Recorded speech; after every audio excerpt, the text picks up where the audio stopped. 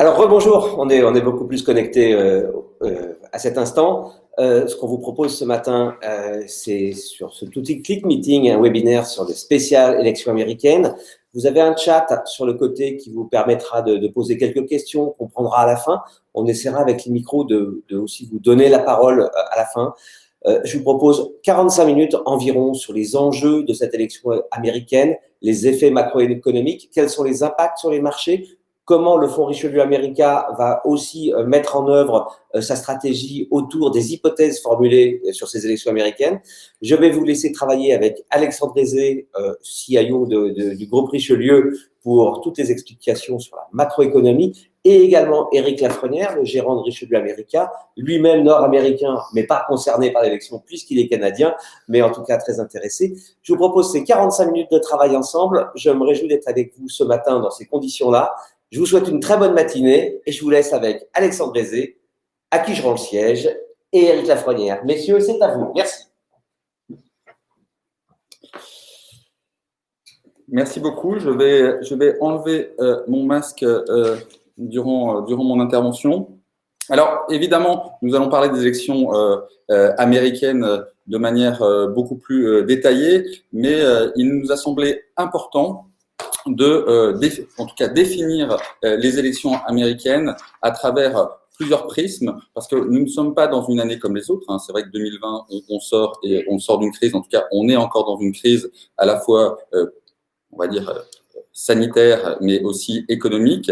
Et lorsque on dresse le panel pré-élection présidentielle, il nous semble qu'il y a de nombreux facteurs d'incertitude dans l'attente de nouveaux catalyseurs à plusieurs niveaux, et cette fois-ci interdépendants. Alors, évidemment, l'été c'est très bien passé, puisqu'on a eu un déconfinement avec une reprise économique plus forte que prévu, et notamment, évidemment, aux États-Unis, puisque c'est le sujet de notre présentation.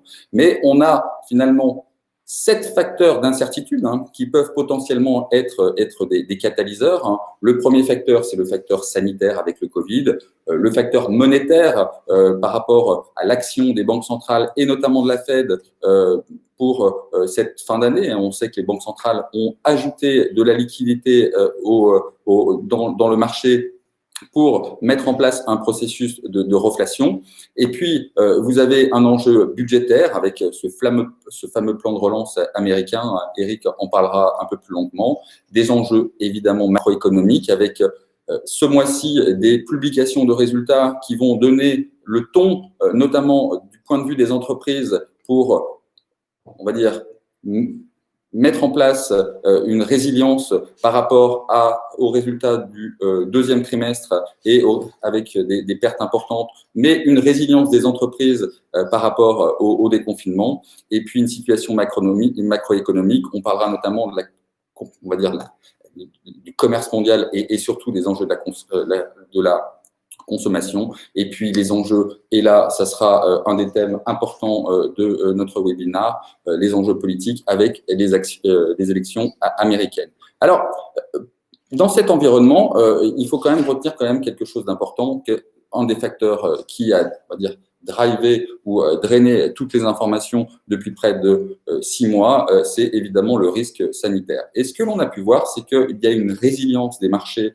dans cette deuxième vague, puisque lorsque vous regardez le graphique de gauche, notamment sur les cas, on est à peu près à la même vitesse, en tout cas, voire même une vitesse exponentielle par rapport à ce que l'on a connu en mars en termes de nombre de cas. Mais ce qu'il faut garder en l'esprit, c'est que on a à peu près tous les laboratoires, ou presque, qui sont dans la course. Donc, l'enjeu d'un vaccin est extrêmement important, évidemment. Par contre, on annonce de nombreux déboires qui n'ont pas finalement mis à bas les espérances du marché quant à un virus durant l'année 2021. On sait que Pfizer est sur la course. Par contre, il y a de nombreux déboires avec des arrêts de phase importants liés à des effets secondaires. Je vous ai mis pour la petite histoire, quand on se focalise notamment sur Donald Trump, une sous-estimation quasiment permanente de Donald Trump, que ce soit au début, ce premier tweet qui date du 9 mars 2020, et voire même après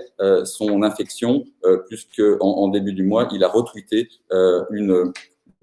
une phrase assez assassine en disant que le coronavirus était finalement qu'une petite grippette. Et ça, c'est important parce que pour ça, on va dire, dans les discussions, notamment dans le deuxième débat entre les deux vice-présidents probables, ça a animé effectivement les discussions.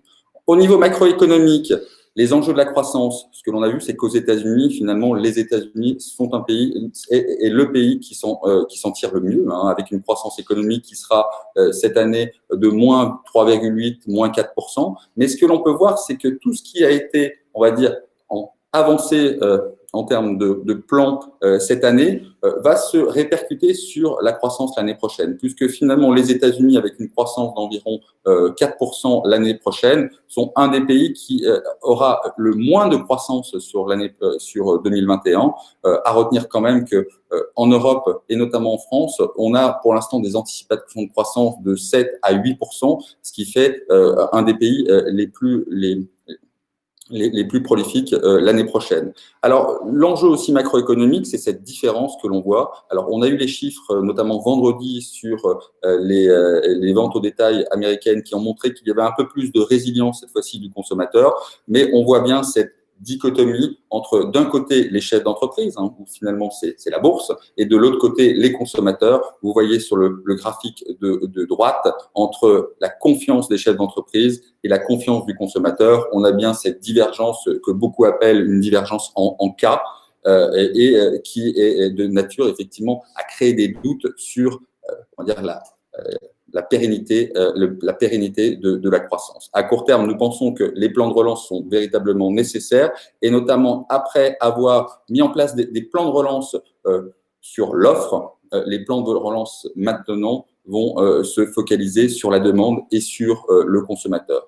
Au niveau macroéconomique, lorsque l'on revient sur les marchés et notamment aux États-Unis, les différentes corrections que l'on a eues à la fois en juillet et en septembre notamment, ce qu'il faut véritablement garder en tête, c'est que ces corrections n'ont pas été dues à une modification à la baisse de la croissance économique. Et ça, c'est intéressant parce que finalement, pour l'instant, les marchés ne pricent pas du tout, on va dire, un repli de la croissance, potentiellement des reconfinements globaux qui pourraient impacter notamment des secteurs de manière beaucoup plus importante comme celui des services. J'en veux pour preuve notamment le taux 10 ans américain, hein, qui est plutôt sur une pente, on va dire, une dynamique haussière. Hein. On est passé à peu près de 0,50 sur le 10 ans à 0,75 sur le 10 ans en près de 3 mois. Et une deuxième preuve, s'il en est, c'est la pente 5 ans, 30 ans, hein, qui détermine à la fois les dynamiques d'inflation et cette volonté d'amplifier des processus pour favoriser l'investissement. On voit que la pente américaine est en train en tout cas, la courbe des taux est en train de se quantifier de manière importante, ce qui montre bien que nous ne sommes pas du tout, pour l'instant en tout cas, dans une dynamique de baisse des anticipations de taux de croissance.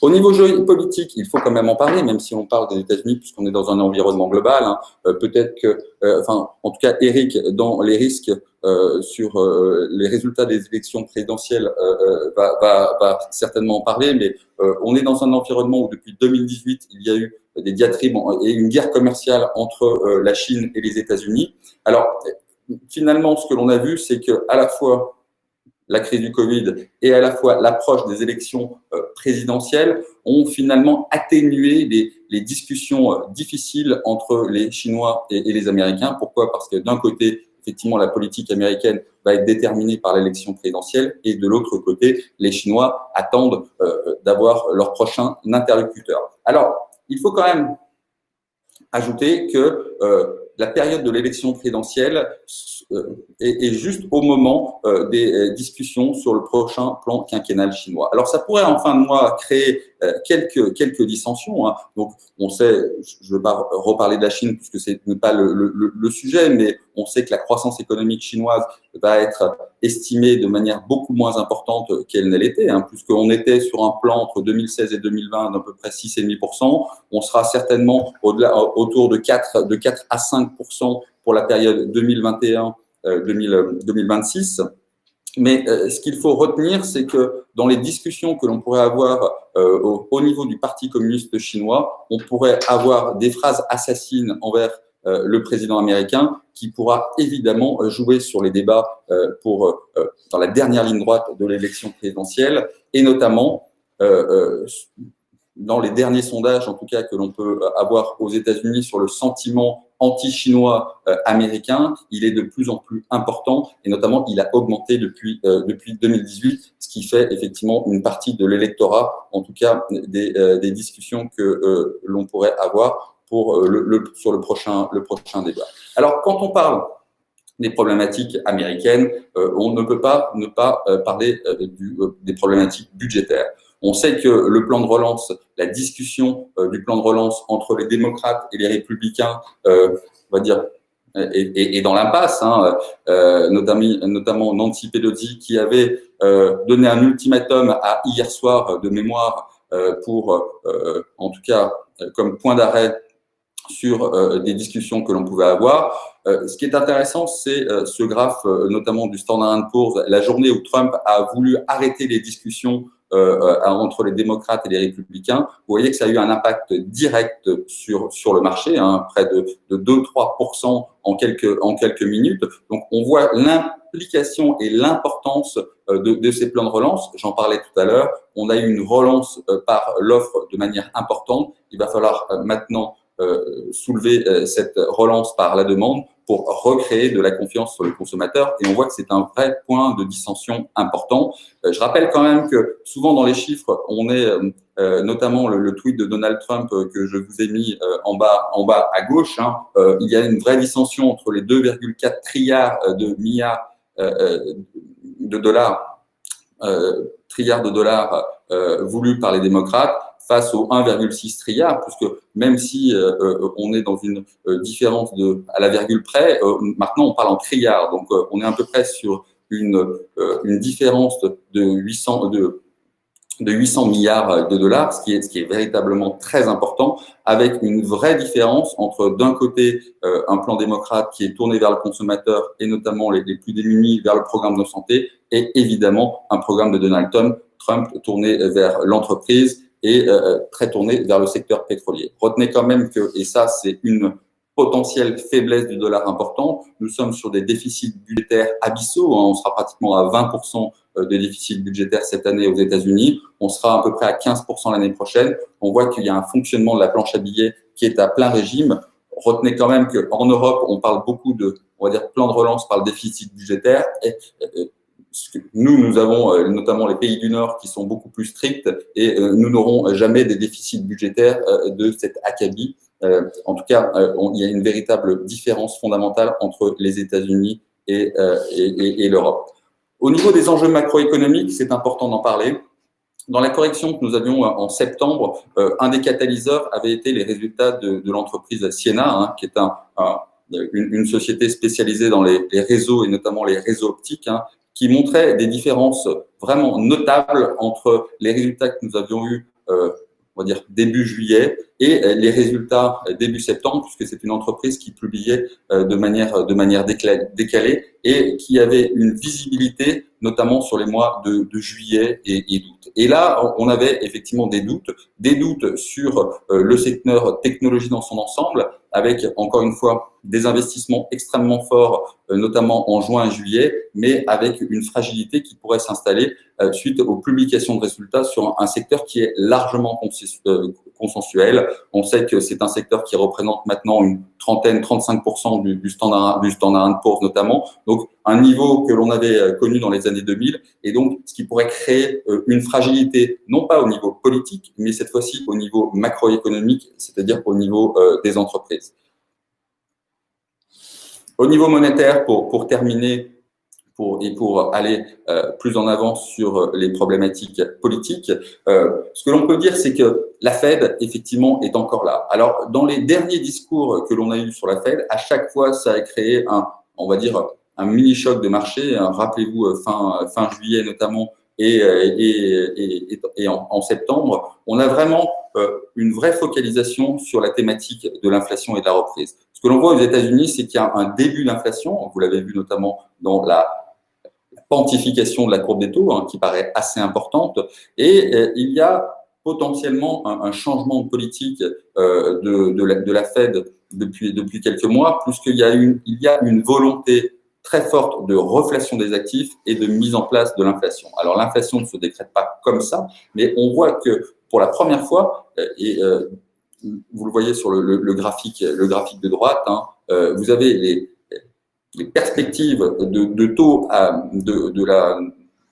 des taux monétaires aux États-Unis qui sont à zéro quasiment jusqu'en 2024. Et ça, c'est important parce que de mémoire, même si vous voyez sur ce graphique de 2009 à 2016, nous avions les taux à zéro, jamais nous n'avons eu des perspectives de cet acabit, hein, même quand la Fed avait baissé ses taux de manière très importante en 2010 ou même dans ces opérations différentes opérations de quantitative easing ou ces opérations twist qu'elle avait fait en 2011, jamais on a eu des perspectives aussi basses pendant aussi longtemps. À chaque fois, on avait des reprises de taux d'intérêt, ce qui montre bien que à la fois la Fed est vraiment dans une dynamique d'urgence et l'impact de la crise sanitaire va être extrêmement important et il y a une nécessité très forte de l'action des banques centrales, mais les banques centrales ne pourront pas, et là, on a à peu près un consensus entre les différentes banques centrales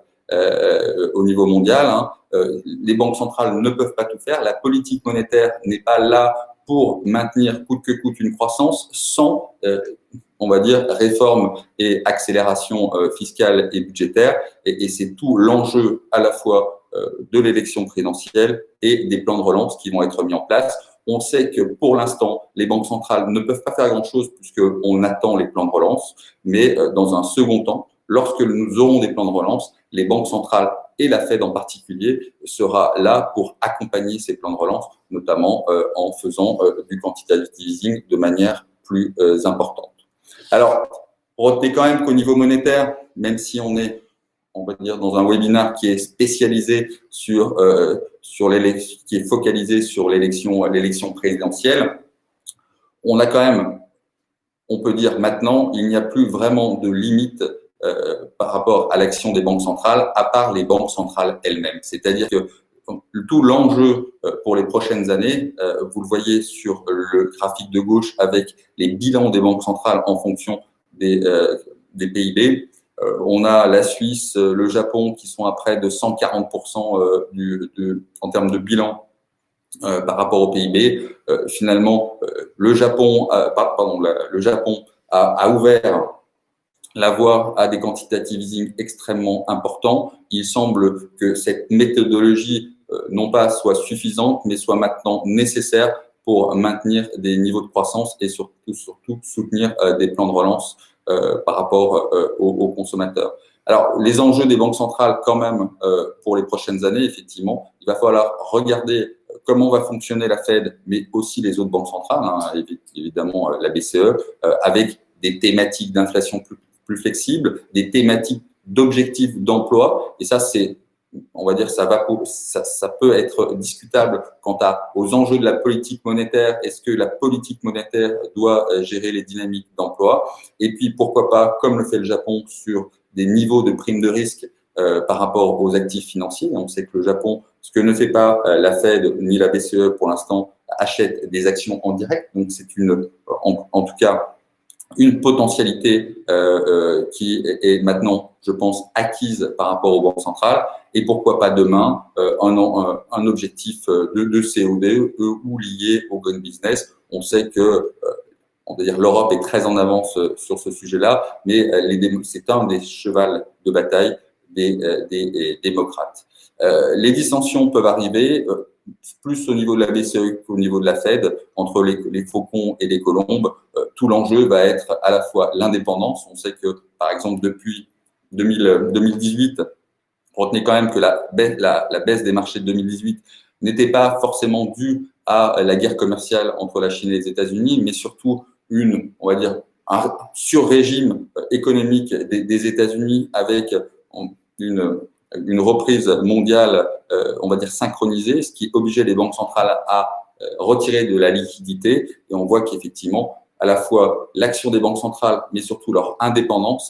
Quand on a vu Trump vraiment mettre la pression sur la banque centrale pour baisser les taux, on a vu que pour les marchés financiers, ce n'était pas forcément une bonne décision.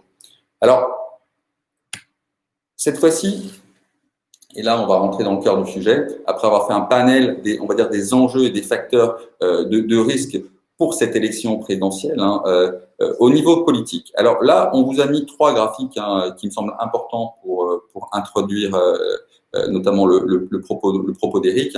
C'est les probabilités de victoire de Biden et de Trump sur le graphique de gauche pour cette élection présidentielle. Ce que l'on peut voir, c'est qu'évidemment, le Covid a eu un impact très important sur la popularité de Donald Trump. Et ce que l'on peut voir, c'est que suite au premier débat présidentiel et surtout à l'infection de Donald Trump, un peu contre toute attente au départ, ça a plutôt favorisé Joe Biden dans la course à la présidentielle. Donc, on est à peu près dans la même situation pour la probabilité de victoire au Sénat américain, sauf que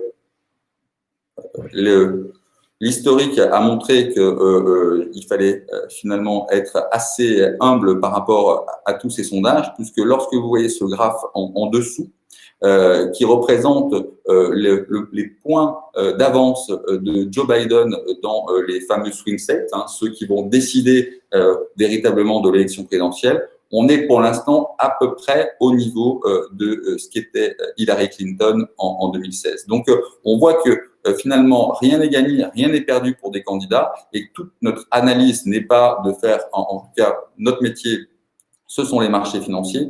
Notre analyse et notre projection n'est pas de savoir quel ou tel candidat va être élu, mais plutôt de voir quels sont les enjeux, probabiliser les scénarios et surtout ne pas être dans un effet de surprise. Alors, je vais laisser la parole à Éric, mais quand même, dans tout ce que l'on peut dire, vous avez évidemment suivi certainement de nombreux webinaires ou lu de nombreux articles par rapport à l'impact des élections présidentielles sur le marché. Alors, je voudrais juste quand même insister sur quelque chose. Je crois que, notamment par rapport à une réaction des marchés, il faut être assez humble. Je vous ai mis 2 exemples d'articles de journaux, un dans Forbes et un autre dans Politico. Un juste à l'aube des élections présidentielles et l'autre à droite quelques semaines avant les élections présidentielles. On avait à peu près, rappelez-vous, un consensus qui tendait à montrer que si Donald Trump était élu, on allait avoir un crack de marché important. À l'inverse, finalement, Hillary Clinton était plutôt pro-marché. Alors, finalement, les raisons étaient effectivement valables d'une certaine manière, puisque Donald Trump vilipendait beaucoup la Chine notamment, et à l'époque les marchés financiers, et ça pouvait finalement être un risque. Alors, je vais laisser la parole justement à Éric, qui va traduire en fonction, cette fois-ci sectorielle ou sur les marchés économiques, les implications que cela peut avoir. Mais en tout cas, il va falloir voir et surtout établir les réactions de marché au moment de l'élection présidentielle, parce que tous les facteurs de risque sont interconnectés. Bonjour à tous, merci de vous joindre à nous pour cette présentation de ce matin. Donc, dans la foulée de la slide que Alex vient de commenter, où il faut savoir rester humble, on reprend bien les titres. Et je pense qu'il était intéressant de remettre depuis l'élection, donc depuis le 8 novembre 2016, où quelques journaux prédisaient un crack des marchés, je me suis permis de vous remettre la performance des divers indices américains en dollars ou en euros pour voir la performance. Donc, on est sur des performances de plus de 100% sur le Nasdaq, entre autres, et le S&P 65% en euros, 75% en dollars. Donc, dans un contexte où la presse était plutôt dans une idée de prédire un crack, en tout cas une correction financière relativement importante. Donc, il faut bien garder en tête ces éléments. Donc, l'idée était de commencer peut-être par poser le décor. Donc, on se retrouve aujourd'hui dans un scénario d'élection présidentielle un peu atypique, puisque nous sommes en pleine pandémie du Covid, qui a non seulement un impact sur l'élection en soi, mais même sur la façon dont cette élection a été préparée, avec les primaires qui ont été modifiées, avec la campagne présidentielle en soi qui a été modifiée. Quand on connaît en fait la capacité de M. Trump à mobiliser ses troupes lors des présentations ou lors de conférences ou lors de rallyes avec sa base, on peut voir que le fait d'avoir fait moins de rallyes ou d'avoir dû faire plus d'événements en distanciel aura sans doute un impact. Et ce qu'on peut constater, qui est aussi un élément important, qui sera sans doute un élément important dans le résultat final, c'est la montée des voix par procuration, voire par voie postale. Ça peut paraître anecdotique, mais il y a environ 3-4 semaines de ça, on était à environ 1 million de voix postales. À la même époque, en 2016, on était à 10 000. Les annonces faites par l'Université de la Floride la semaine dernière parlaient d'un peu plus de 10 millions de votes par voie postale. Et j'ai vu un chiffre hier autour de 28 millions entre les voix par voie postale et par procuration. Quand on sait que Trump avait gagné les swing states lors de l'élection de 2016 par environ 80 000 voix, on peut se dire que le poids du voix postale aura un enjeu, notamment si on peut se retrouver dans un scénario où le résultat est très serré. Un autre élément qui peut paraître anecdotique, mais qui pourrait aussi, in fine, avoir son importance, pour ceux qui ont suivi cet été, on a pu voir que M. Trump a nommé à la tête des services postaux américains sympathisant de sa politique, et on a pu voir avec un mandat bien entendu de réformer les postes américaines, notamment essayer de réduire les coûts et d'améliorer la rentabilité. On a pu voir le taux d'efficacité des courriers qui étaient livrés en temps et en heure, qui est passé de l'ordre de 92% à autour de 82%. Donc, bien entendu, il y a eu un levé de bouclier des démocrates à l'approche des présidentielles. Donc, ce taux a été amélioré, mais on voit qu'il y aura, en cas de résultats très serrés, un enjeu important autour du dépouillement des voix postaux, sachant que dans les États clés, notamment, comme on doit s'enregistrer pour voter pour les primaires en tant que démocrate et républicain, on voit qu'il y a une tendance un peu plus importante des démocrates à s'enregistrer pour voter par voie postale. Et on peut se retrouver dans un scénario où, à la sortie des urnes, Trump est en tête dans certains de ces États, et au fur et à mesure qu'on déploie, qu'on compte les voix postaux, les démocrates pourraient prendre le dessus, et on pourrait éventuellement arriver dans une situation où le résultat est remis en cause. Donc, comment va se passer les élections? Donc, aux États-Unis, donc on va avoir une élection, donc bien entendu présidentielle. On va avoir le Sénat, il y a la Chambre des représentants, et il y a aussi un certain nombre d'élections au sein des États, ou même certaines mesures de référendum qui sont votées tout le même jour. Donc, comme vous le savez, les élections présidentielles ne sont pas soumises au vote populaire, mais plutôt au vote des grands électeurs. Donc, dans chaque État, à l'exception du Maine et du Nebraska, qui ont un statut un peu à part, quand vous gagnez l'État, vous gagnez l'intégralité des grands électeurs. Dans le Maine et dans le Nebraska, vous gagnez 2 grands électeurs si vous gagnez l'État, et ensuite c'est district par district que les grands électeurs sont attribués. Donc, pour gagner la présidence, il faut gagner 270 des 538 grands électeurs. Donc, l'enjeu, on va en parler sur la slide d'après, sera autour des fameux swing states. Donc, en ce qui concerne le Sénat, donc l'élection, on est dans ce qu'on appelle une élection de classe 2. Donc, il y a 3 classes d'élection au Sénat. Un sénateur est élu pour une période de 6 ans. Et donc, tous les 2 ans, il y a une classe qui est réélue. Aujourd'hui, il y a 33 sièges de classe 2 qui sont remis en cause, plus 2 en statut de ce qu'ils appellent classe spéciale. Donc, un dû à la mort du sénateur John McCain, et un deuxième dû à la démission fin 2019 du sénateur Johnny Isakson. Et donc, on est sur un total de 35 sièges au Sénat qui sont remis en jeu, avec 23 sièges républicains. Donc, il y a vraiment un enjeu important. Les démocrates devront gagner 3 à 4 sièges pour prendre le contrôle, selon que la présidence soit républicaine ou démocrate, parce qu'en cas d'égalité dans les votes au Sénat, c'est le vote du vice-président qui fait la différence. Donc, si les démocrates gagnent la présidence, donc ils ont besoin d'une voix en moins pour prendre le contrôle du Sénat. Donc, en ce qui concerne la Chambre des représentants, donc il y a 435 sièges en jeu. Il faut en gagner 218 pour prendre le contrôle. C'est ce qu'avaient fait les démocrates lors de l'élection de 2018. Ce sont des élections pour 2 ans. Donc, aujourd'hui, en fonction des changements de parti ou d'édition ou autres, on voit qu'il y a 232 sièges démocrates aujourd'hui qui sont en jeu. Donc, on parlait des fameux swing states aux États-Unis. Donc, l'élection, elle va se jouer sur ces États clés. Donc, on parle ici notamment de la Pennsylvanie, du Michigan, du Wisconsin, la Caroline du Nord et l'Arizona, avec jusqu'à un certain degré également la Floride. Donc, voilà les États où vont se jouer l'élection présidentielle. Si vous regardez le tableau, le graphique, pardon, en bas à gauche, vous voyez l'évolution en fait de l'écart sur ces swing states depuis quelques mois, et vous voyez maintenant que l'écart par rapport à 2016 est en train de se réduire pour Monsieur Trump.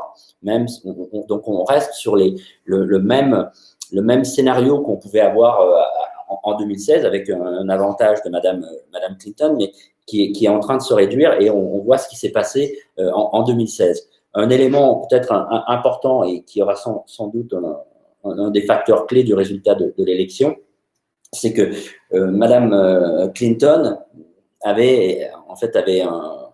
la population américaine avait une opinion plutôt défavorable de Madame Clinton. Je crois de mémoire, on était à hauteur de 54%, alors que le vice-président Biden a une opinion défavorable qui est moins importante. Je crois qu'on parle de l'ordre de 44%. Donc c'est vrai que le peuple américain avait vraiment cette opinion négative, défavorable autour de Madame Clinton, qu'elle a un peu moins autour de Monsieur Biden, et donc même avec un écart similaire, c'est vrai que le fait d'avoir cette opinion un peu moins défavorable pourrait faire la différence dans le résultat. Donc, il faudra vraiment surveiller de près, notamment les premiers résultats qu'on aura en Pennsylvanie, au Michigan et dans le Wisconsin, qui pourraient donner tout de suite un sentiment sur le résultat potentiel de l'élection. Donc, on tombe ici sur un scénario d'allocation d'actifs. Alexandre va reprendre la main et je reprendrai ensuite pour le détail sectoriel. Alors effectivement, c'est toujours encore une fois très difficile de mettre en place un scénario par rapport aux résultats, mais il nous semble que il y a 4 scénarios qui pourraient être possibles à l'issue de ces élections, à la fois au Sénat, à la Chambre des représentants, mais surtout au niveau des élections présidentielles. Alors, il nous semble que l'enjeu, notamment d'une victoire de Biden avec un congrès bipartisan, on serait encore finalement dans des discussions assez compliquées autour d'un plan de relance, mais ce qui va être un peu plus intéressant, c'est que on aurait devant l'urgence, on aurait un plan de relance de soft qui pourrait se mettre en place et qui pourrait être reproduit dans les années 2021, voire même 2022. Et puis le deuxième enjeu, qui avait été un enjeu notamment pour les dernières élections présidentielles, c'était évidemment cette guerre commerciale entre la Chine et les États-Unis, dont on va dire l'Europe avait été une victime collatérale.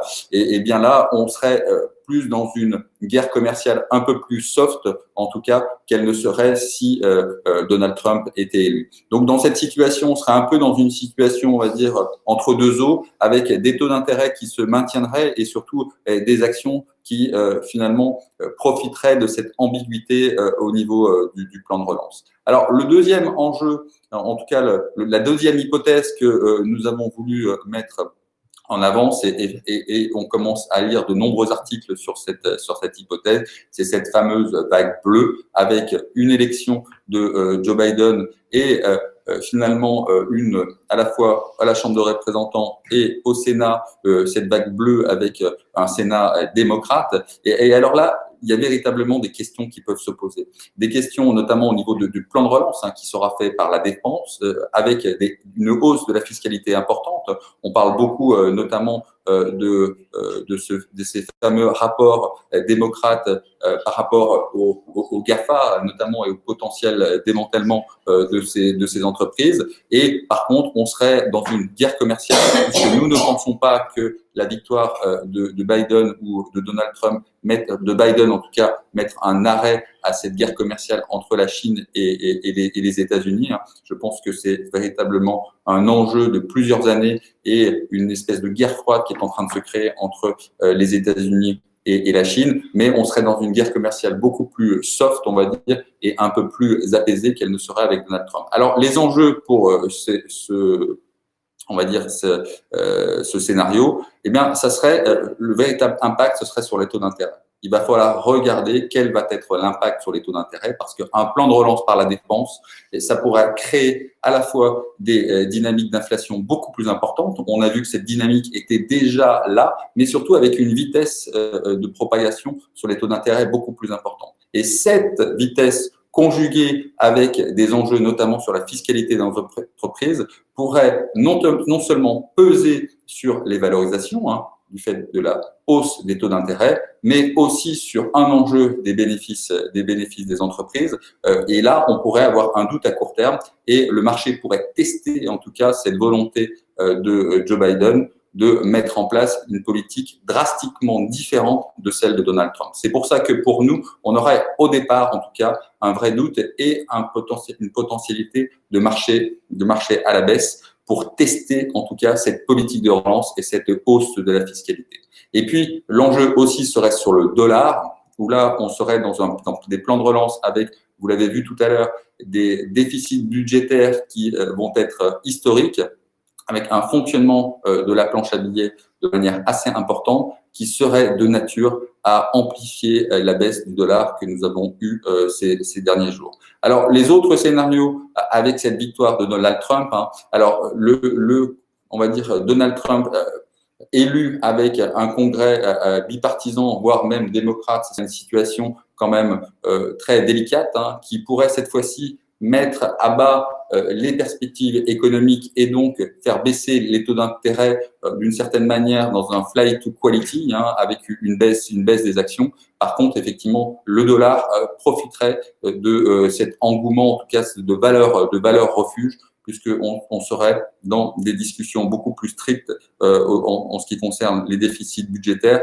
et donc un dollar qui retrouverait sa caractéristique de valeur refuge. Et puis, le dernier scénario où Trump, un peu contre toute attente, mais comme on a eu finalement en 2016, gagnerait à la fois l'élection, mais finalement le Sénat et potentiellement la Chambre des représentants. Là, on aurait encore dans la continuité une relance via cette fois-ci un allègement très important de la fiscalité qui serait plus à même de favoriser les entreprises et donc le marché. Par contre, un déficit budgétaire toujours abyssal, de la même acabit qu'il le serait avec un congrès démocrate, et donc des hausses de déficit budgétaire avec, et là, Eric va en parler tout de suite, des vraies différenciations entre les secteurs, notamment le secteur des tech, le secteur du pétrole, pour ne parler que d'eux. Et puis par contre, on aurait ce risque un peu latent de risque commercial envers la Chine et les États-Unis.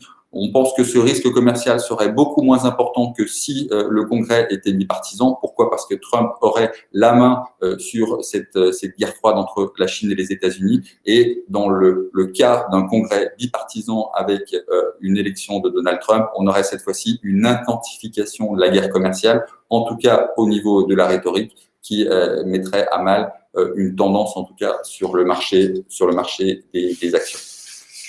Donc, voilà, pour reprendre donc le scénario qui semble aujourd'hui se dégager, en tout cas principalement dans les sondages.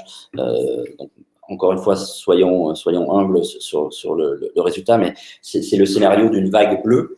Donc, comme l'a évoqué Alexandre, donc on risque dans un premier temps d'être face à un marché un peu plus volatile à cause de la fiscalité, notamment la hausse de la fiscalité pour les entreprises et notamment pour les activités des entreprises américaines qui ont des activités à l'étranger. Il y a aussi des réformes fiscales de ce côté-là, sans oublier la hausse du salaire minimum aux États-Unis, qui concerne quand même quelques millions de personnes. Donc, il y aurait bien entendu un impact sur les marges des entreprises. Donc, si on regarde, donc on l'a sur la première partie du tableau, donc on serait dans un scénario où, dans un premier temps, on pourrait avoir un marché un peu plus volatile. Dans un deuxième temps, on pourrait avoir un rebond de marché parce que la taille du plan de relance est particulièrement importante et on se retrouverait dans un scénario avec la hausse des salaires minimums et quelque part un retour de la capacité à consommer pour les plus faibles ménages dans un environnement un peu plus favorable pour le consommateur américain. Donc, bien entendu, là, il faudrait plutôt se positionner sur des valeurs de consommation. Si on reste toujours dans ce scénario, on pourrait également envisager, vu la taille du plan de relance, de se positionner sur les valeurs industrielles. On parle quand même de plans de relance sur les infrastructures américaines qui pourraient peser de l'ordre de 2 à 2,4% du PIB. Donc, les valeurs industrielles américaines seraient plutôt bien positionnées pour bénéficier. Et on peut aussi envisager, parce que dans les infrastructures, il y a aussi tout ce qui tourne autour de la 5G et de la technologie.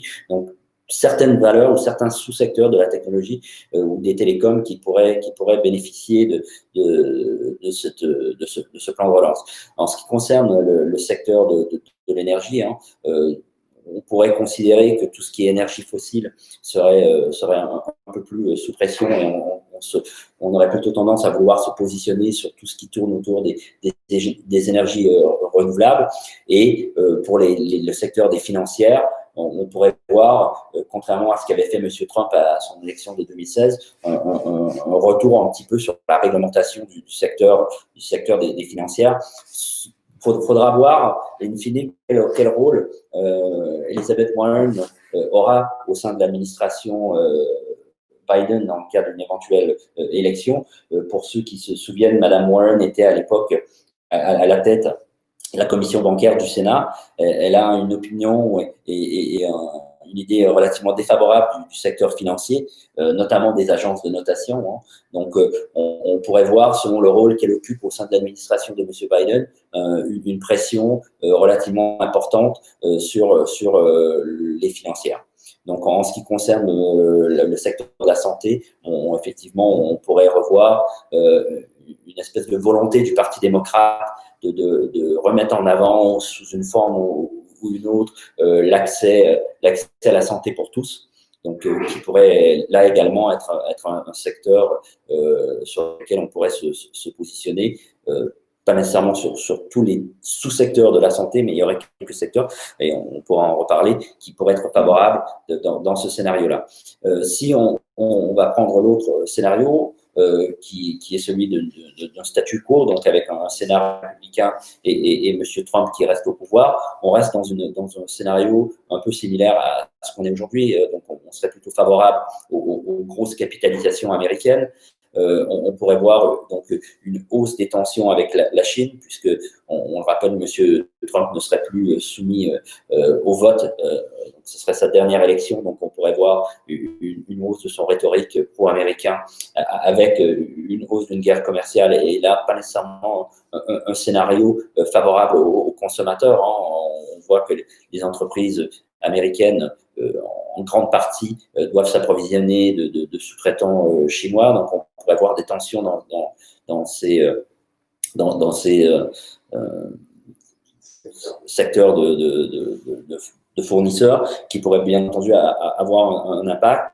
Le secteur de la tech, que ce soit côté démocrate là ou que ce soit côté républicain, notamment autour des grosses tech américaines, on peut voir qu'il y aura peut-être un peu de tension qui risque de revenir au devant avec des pressions de réglementer le secteur, peut-être sans doute plus côté républicain, côté démocrate que républicain, mais on pourrait également voir M. Trump s'attaquer quand même un petit peu à ce secteur. Bien entendu, en ce qui concerne l'énergie, on continue sur tout ce qui est énergie fossile ce qui ne serait pas nécessairement favorable aux boîtes de production de services de pétrole, mais on voit que le secteur américain en tout cas de pétrole de schiste, serait favorisé.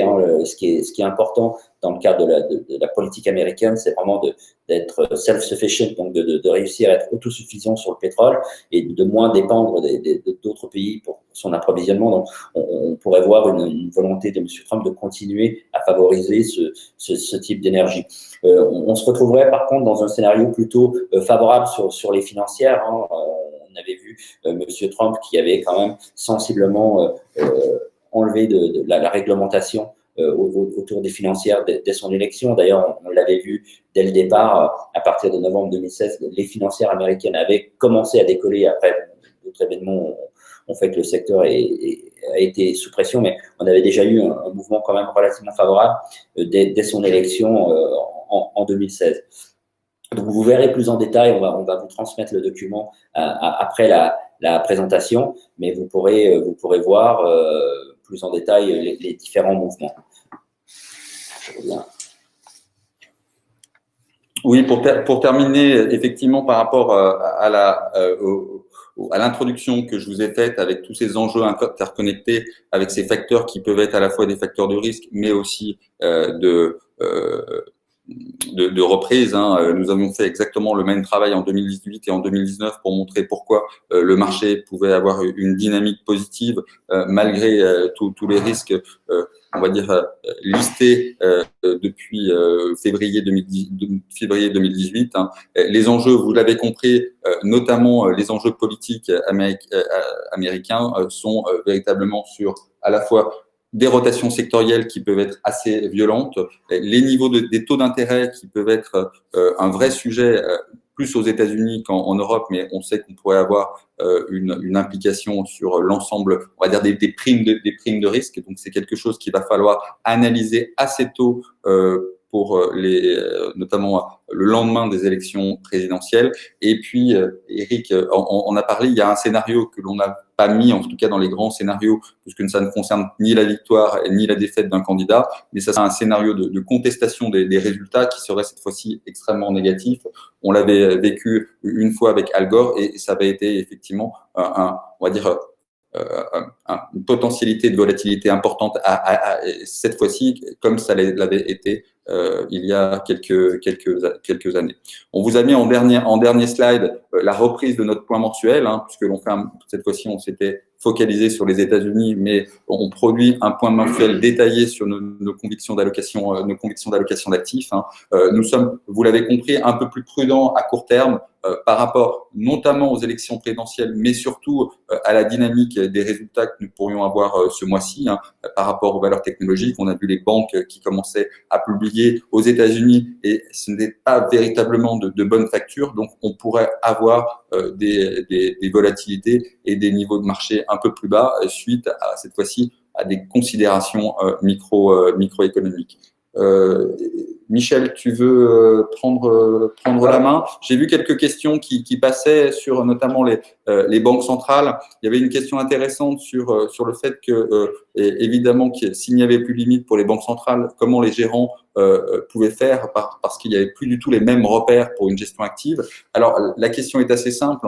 En fait, cette situation perdure depuis pratiquement 10 ans et c'est vrai que l'importance et l'implication des politiques monétaires a complètement changé depuis 2018 avec un acteur, on va dire un agent économique qui est maintenant au centre non seulement économique mais surtout financier. Et tout l'enjeu, notamment des gérants d'allocation d'actifs comme je le suis dans le fonds Harmonie, c'est à la fois de déterminer et de comprendre quels peuvent être les discours et les implications sur les marchés financiers des différentes banques centrales. L'important, je vais juste vous donner un exemple, j'en ai parlé tout à l'heure, 2018 est pour moi, et je l'ai écrit assez souvent, plus une crise, cette fois-ci monétaire, c'est-à-dire qu'avec un retrait de liquidité parce que la croissance économique était là, plus qu'une crise macroéconomique ou géopolitique comme beaucoup en ont parlé.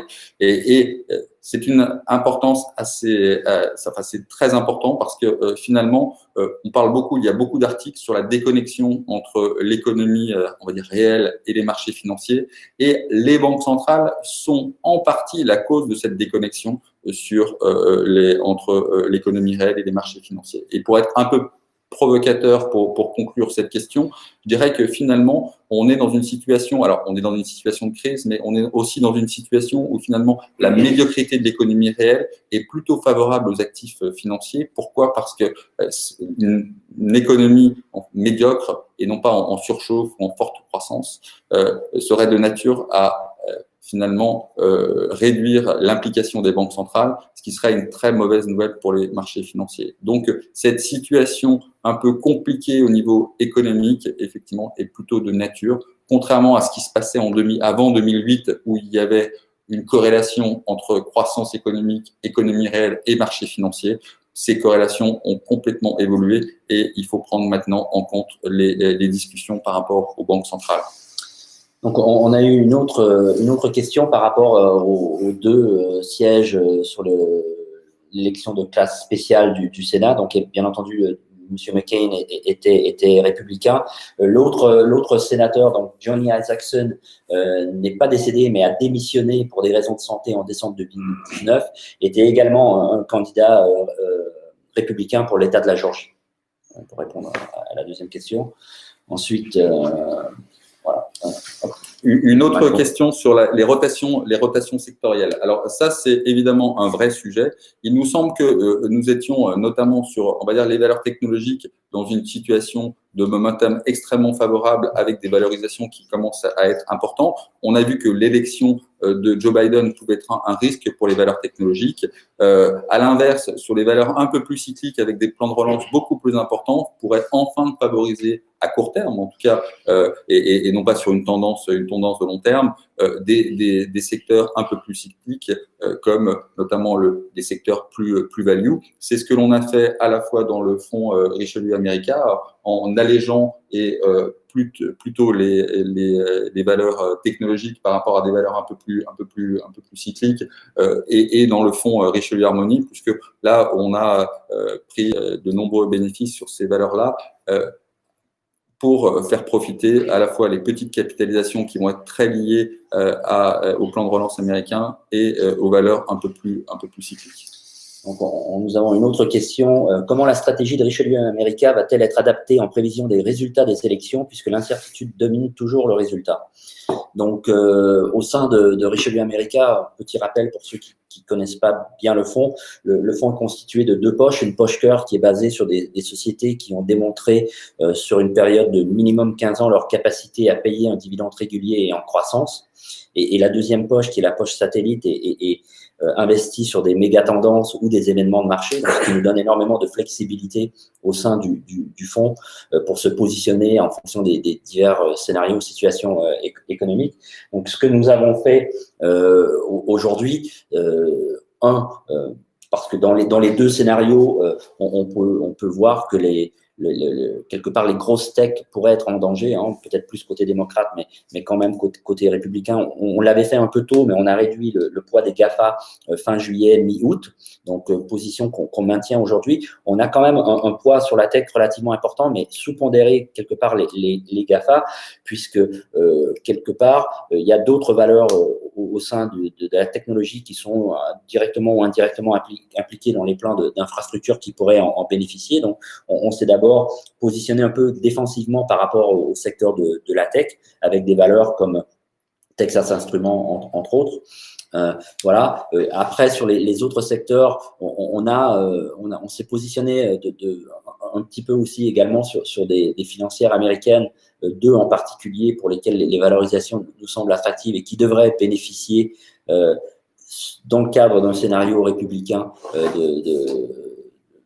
de l'effet de marché, mais on a vraiment cette flexibilité qui nous permet assez rapidement au sein du fonds d'adapter entre la poche cœur et la poche satellite pour être impacté par les diverses tendances. Donc voilà comment on pourrait se positionner au sein du fonds. C'est vraiment cette réactivité entre des valeurs dites de croissance et des valeurs dites de croissance des dividendes qui nous permettent de faire face aux divers environnements de marché et aussi, même si on ne peut pas parler directement de performance, l'avance qu'on a aujourd'hui par rapport à notre indice de référence, ça incite plutôt à prendre un positionnement prudent avec l'incertitude liée aux élections.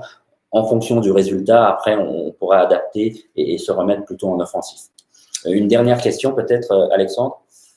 Deux dernières questions peut-être. Oui, il y a une question assez très intéressante sur l'arrivée du vaccin, puisque la question essentielle par rapport au discours que j'ai eu il y a quelques minutes, c'est de dire que si on avait des croissances plus importantes, on aurait finalement un retrait des banques centrales et ça serait plutôt négatif pour les marchés. En effet, la question est ouverte et s'il y a une dichotomie entre l'économie réelle d'un côté et les marchés financiers, ça marche dans un sens, puisqu'on a vu que les marchés financiers avaient bien performé malgré l'économie réelle. Et bien effectivement, si on avait une surchauffe de l'économie, ce serait plutôt un effet négatif à la fois sur les taux d'intérêt, mais aussi sur les implications monétaires évidemment, et donc sur les actions. Je crois que nous allons… Peut-être dernière question sur l'ESG. Eric, bien sûr. sur Richelieu America avec l'ESG, tu peux dire un mot du process ou des avantages? Oui, donc on a une question qui pouvait expliciter l'approche ESG dans le fond, et en particulier Richelieu America. Donc, on voit, ou on a constaté quand même que les Américains, contrairement aux Européens et surtout aux Européens du Nord, avec beaucoup de retard sur l'ESG, mais avec tout ce qui tourne autour du Covid-19, on a quand même une certaine accélération. Nous, on a notre fonds qui est donc ESG. On a décidé de faire une approche best in class. Donc, à partir de notre univers d'investissement, nous éliminons les 20% des valeurs les moins bien notées de chaque secteur. On a un deuxième objectif, c'est d'avoir une note moyenne de notre portefeuille qui est supérieure à la note moyenne de notre indice. Et là, encore une fois, il y a un réel constat quand on regarde la note moyenne des indices américains par rapport aux indices européens. Il y a vraiment un travail à faire et d'être là au début est plutôt un élément positif pour nous parce qu'on bénéficie un petit peu de toute cette phase d'apprentissage et d'accélération de l'ESG aux États-Unis.